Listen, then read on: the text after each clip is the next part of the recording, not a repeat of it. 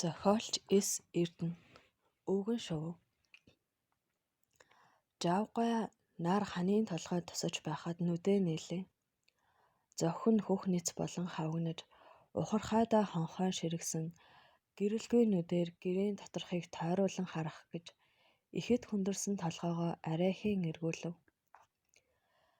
Хянган хамрын самсааны мөгөөрс нэвт гэрэлтэн шанааганых нь яс арьсаа цаа татах би гэмээр ёрдоожээ. Царайных нь өнгө энэ нүгэлт ертөнцид амьдрах өдөр тоотой хүн гэдгийг илтгэнэ. Яс арьс болсон гараараа орны хөлөөс уйсан татварганаас чангааж байж биеэ хагас эргүүлээд явган ширээн дээрх шаазантай цэдмээр амаа дэвтэв. Тэгээд ханийн толгойд туссан нарны гэрлийг хэсэг ширтлээ. Гадаа зуны сайхан өдөр жавгай тэнгэрийг тооноор газрыг үүдээр харах төдий бодсоор уджээ. Гэвч ханийн толгойд туссан нарны гэрлийн шар талбанд бүхэл газар дэлхийг бас харж болно. Насаараа хүнлэн гул давхсан тал нутаг. Үзэж өнгөрөөсөн амьдрал нь өөрт нүдээ анхаас нааш яаж балран арилах билээ. Өглөө болгон одоо ингээд зовлон дуусах цаг ирээгүй юу гэж гордох боловч өдөр хоног өнгөрсөөр л байна. Хүн гэдэг мөнч бүх голтой юм. Утсан чинээхэн улаан ам гэвч тасарч өгөхгүй гайхалтай. Өвчин ойндоо хүрлээ. Жавгай өнгөрсөн хаврын цагаан хагнаар хадан гэртээ харина гэж бодож байсан боловч бүтсэнгүй. Би ер нь 7 голтой амтай юм аа гэж хүнд ярина. Өвхийн тухай бодож яваагүй боловч өвхөөс нэг их айхгүй хүн байж. Үүнийгээ ойлгохдоо санаа амарсан бөгөөд элдэв завлан гаслан болж гэршинэлгүй зоригтой тайвнаар өхлөө хүлээж байна. Сэтгэлээр машад хатуужин чадхад биеийн шаналл хүртэл намдаад явчихна. Ийм сайхан өдөр байтал өөдөө битүүлээд гардаг нь юу вэ гэж эхнэртээ уур хөрмээр аядснаа. Жав чи бүү бухимдаад бай гэж өөртөө тушаалаа. Тэгээд өвчин нэрмэгцэн биеийн ой гутам нэлэн өнрийг дарах гэж хажуудаа орцуугуулаад юм бодов. Гадаа болжморч жиргэж алст адуу янцгаахад өөрийн ирэхгүй сүрс алдав. Хөгшнийх үнээ сааж байгааг сонсоод гар хуруунд цуцдаг болжтэй гэж өрөвдөнө. Эхлээд үнэний хөхийг жигж шувтран шаагтал сааж байснаа түдхэн гар нь цуцаж шор хийлгээд нэг хэсэг амарна. Хөөхийе. Хүүгээ цэргээс халагдаж ирэл ганцаараа байж болох нь гэж жавгай бодов. Хүүгээ эртэл тисээд бай гэж бодож байсан боловч дахиад хагас жил тисэх ямар ч ижид байхгүй гэдгийг мэдснээс хойш хөгшнөө зовоолгүй эртхэн шиг талиж одох юмсан гэж бодох болжээ. Санаагаараа ч гэсэн өхлийг ойртуулж болох мэт бодогдно. Өвчин нэгэнт газар авч нөгөө утсан чинээ улаан голол аргагүй нэг зохиж байгаа нь илэрхий болжээ. Хоол унднаас гараад удлаа. Өөхөх өдрөө хүлээн гэдэг өнгөрснөө бодож хэвт гэсэн үг байж. Жавгай голтой байгаагийн ганцхан учир утгал түүнд байна. Бусдаар бол хүний тооноос аль хэдийн өөрийгөө хасжээ. Би өвхөөс уртаж ухаан өгчихвээ гэдэг ганц л айх юм нь бий. Гэвч би дороодох тусам ухаан улам саруул болж байлаа. Бие ухаанаар захирий таарсан цагт одоо ингээд амьсгаагаа хураах цаг боллоо гэж өөртөө тушааж болмоор санагдана. Гэвч тийм аясанд хизээ таарах тэгж таарсныг тэмдэг чухам юу болохыг мэдэхгүй байлаа. Өнөө өглөө өвдөг шаналх юм нэгэнт дуусан мэт хачин байх ажээ. Амаа дэвтэйгээд арсны сайхан өнөр өнөртөж хөшөрч хэлсэн биеэ аргацааж хөдөлгөөд автал үргэлж гороож бариаж байдаг дотор нь уужран толгой нь хөнгөрчих шиг боллоо. Зүрхээ чагнуул их удаан боловч дэрээр дамжин дуултал лүг цохиж байна. Жавгай өөдний баруун хатамж шиндүүлгсэн хазаар ногт хураалттай бараан дээр хөлмийг нь дэлгэж тавьсан харав. Эзэн нь мордох чадaltaй юм шиг эмээл хазаар зэхээстэй бай гэсэн шиг хөгшин түүнийг юр хөдлөгдөггүй билээ.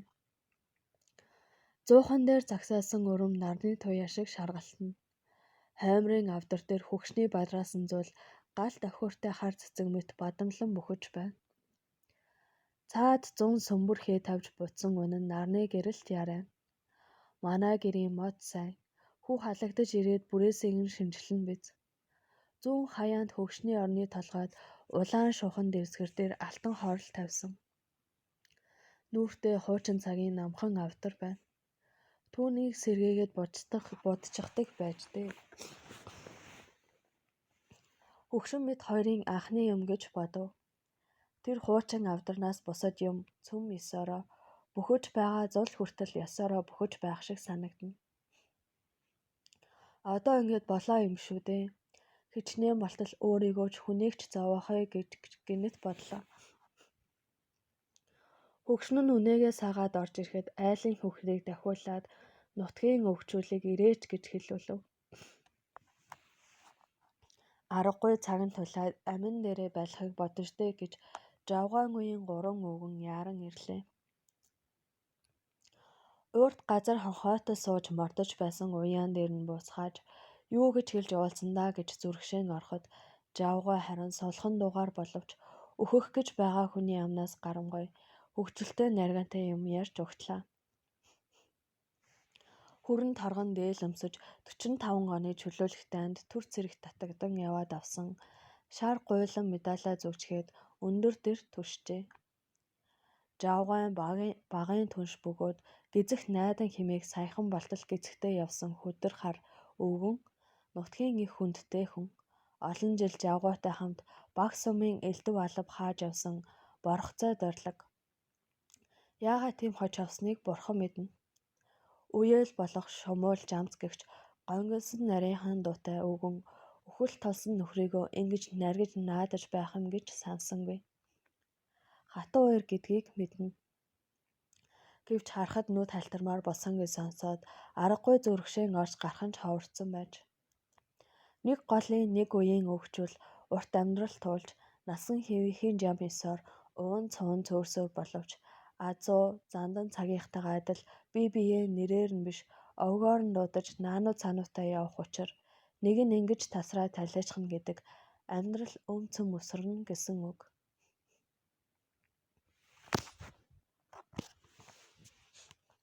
Жавгаа үлдэх хэдийнхээ сэтгэлийг засъя гэсэн шиг байлаа.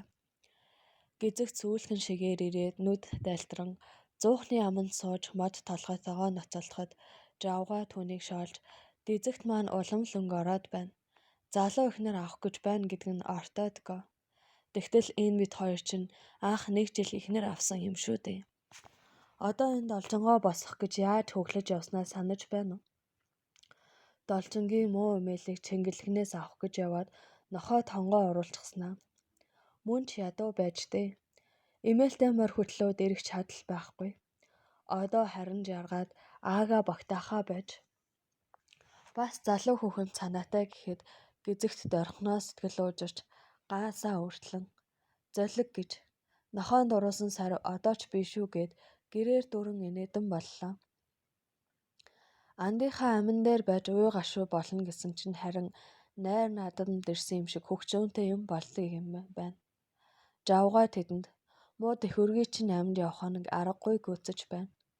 Та нарыгаа нэг хараад өхье гэж шийдлээ. Өхийн өмнө нэг сайн наргиж та нарынхаа дуулах хурдхыг сонсъё. Ууртын цагт юмсан бол хойд насандаа уулзаж юу магад гэгсэн. Намайг та нар эс мэдэх биш. Өхөлгүй мөн хорвоодыг төрсөн бол одоо яа гэх вэ? Алив үеэлээ чи хамраа харж уруу царай суулгүй наадах айрагнаасаа хий. Жаахан шартаас хүүлээд надад ч гэсэн хийгээд аль. Муу дэхвэргэн алсын замд үтэж байна гэж бодоод лууцхаа. Заавал хөдөөлүүлж ирчгээд уй гашуу тайлж байна гэж уух алав уу?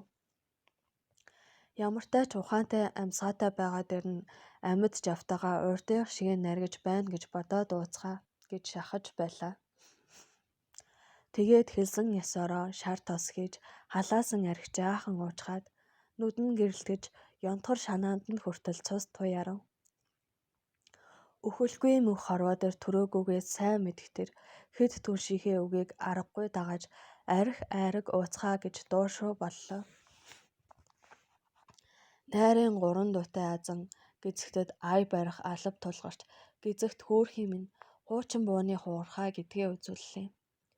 Хөө тортог болсон сөөнг дуутай морин хуурыг хөглөж амьсгаа тасалданг боловч сүрхий иршүүд баргил хоолоогоор жигүүртээ төрсөн манд чинь жигтэй сайхан орон байвч жаргал зовдлон алин л бол заяаныхаа хүчээр болдог босуу гэж дуулахад жавгаан хөгшин иргэнийхээ хажууд нулимсаа арчин буруу харж суулаа. Гэзэгт ч нэрээ залуугаараа байна. Өвгөн шуу буснаа гэд жав гой шүүр сарлцнаа төрхөн зүрийн гунигаа хүн зайлуулж. Боргоцой чи тэр жил намайг яаж чадсанаа яриач гэв. Боргоцой дорилог бугуйндаа алтан цаг зүүж нүдэндээ сүүдэр шил зүүжгсэн дэгжин шавгар өвгөн ярихаасаа түрүүн хээ гинэгээд би багын дарга жав ухуулагч тэр зун алав ширүүнийг хэлэхүү. Дайны урд жил шүү дээ. Залууч байж цэргийн агт ноосны ноогдол гүйцээх гэдэл бид хоёр өдөр шөнөгүй айл хэсдэг байлаа. Тэгэхэд баг гэдэг чинь одоогийн сум шиг нутагтай явж барагдахгүй. Нэг өдөр доод хуримт орж явсан чинь зам дээр морио барьсан хүн хэвтэж байна. Хүрээд очтол мань хүн хорхирч хэвтдэг байгаа. Ер нь бүх унтжээ. Тэгэхээр нь шогломоор санагдаад мориог нь хөтлөөд алга болж өглөө. Мөн ч дуурсгүй байж дээ. Мань хүн нэг сэрхнээ явгарчихсан байдаг. Хагас өртөө шахам хөлөө холготол мацаж айлт хурсан байсан. Сүүлд тэгж явгаруулснаа хэлээд алуулах шахсан гэв. Энэ мэтээр эдэр залуугийнхаа элдв явдлыг дурсалсан. Шумуулж амд согтхоороо уйлдаг. Бие хичнээн баривч тэсэнгүй шүсээ савруулж байгаад гингэнтэл уйлчихв. Чи битгий хүн уруу татаад бай. Уйлж байгаа нь хүртэл ингэнээд яг шумуу шиг гэж жавгайн шолоход инээдэн болж харин ч гомдож орхисон замц. Чи хизээнээс чулуу шиг хатуу сэтгэлтэй хүн. Үлдэх биднийгээ ч зөөлөн дороо улс гэж мэдэхгүй гээд гарч явахыг завцсанд. Үеэл минь би чинийхээ уян зөөлөн сэтгэлтэйг мэдлгүй яах вэ? Тоглосон юм. Чи адуу хураагаад ирэхгүй юу? Би нэг харъя гэж гуйв. Жамц адуу хурааж гэрийн гадаа авчирсан хойно хүмүүс жавгааг ширдэг дээр дамжлан гаргажээ. 60 хэдэн жил амьдарсан хорвоо ертөнц зуныхаа нэг сайхан өдрөөр түүнийг үдэн гаргаж байна уу? Наран хэвэж аг гангайн өнөр анхилмал зөөлөн бөгөөд бүлээн сэвшээ үхлийн өмнө зоригтой тайван бай гэж аргадан элбэж байх шиг. Нутгийн хөх ногоон гүвээ толгойд унаар дунд замхран үзэгдэх нь уужин боловч хүний насан хязгаартай ямархан жамтай ертөнц билээ гэмээр. Энэ нар салхи тэнгэр гүвээ толгодоо сүүлчийн удаа харж байна гэж жавруу бодож байлаа. Жамцын хурааж авчирсан адуу уйраглан бөөгнөрч аага багтааж ядсан унах даг тангаралтан чарлалдах бөгөөд харин нэг хөгшин буурал сүргээс зайдуу зүүрэмглэн байна. Жавгай түүнийг харж омголцсон зэвгэр уруулаа мурийлхан инээлээ. Тэр буурлыг хараач. Мөн ч ястай адгуус юмсан. Муу сайн байцуудад гологдож үрээ шүдлээд хажиглуулад одоо ч больжтэй хөөрхий. Гэхдээ л надаас төрүүлсэнгүй дээ гэв. Ингээд хэдэн мөч өнгөрөхөд нар салхин цочирсондоо ч юм уу амьсгаан дээр гарч нүдэн жигтэйхэн хурцаар гэл алзав. Үеэлээ уурганы минь хувийг тайлаад аль гээд хувиа гэзэгтэд өгч чи залуу ихнэр авах санаатаагаараа үүнийг ав.Ооны хүзүүгээр хийсэн сайн хувь шүү.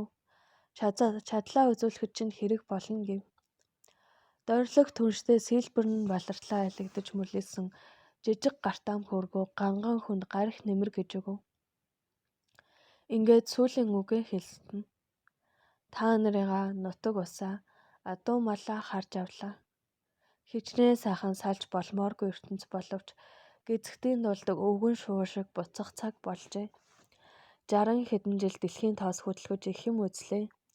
Гомдол алга, сайн хантай, голомт залгах хүүтэй, сайхан нөхөдтэй жаргаж явлаа. Ийм тийм юм дутуу дунд байсан гэж гажрах юм алга. Олны дунд л явлаа. Жамц минь чи сэтгэлээ барьж үз. Жамц уйлсаар холдов.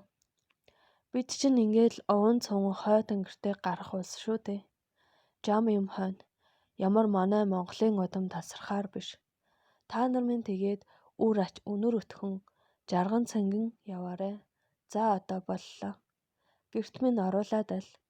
Жавгай өөр шүн хагцхын алдад насан өөд болжээ.